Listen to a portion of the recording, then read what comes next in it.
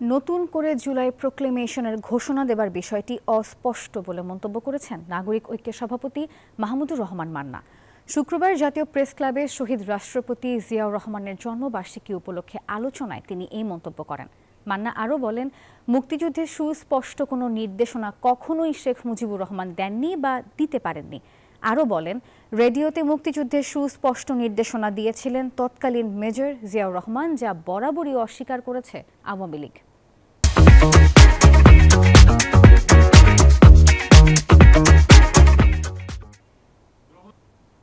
আসেনি কোনটা আমার খুবই অবাক লাগে।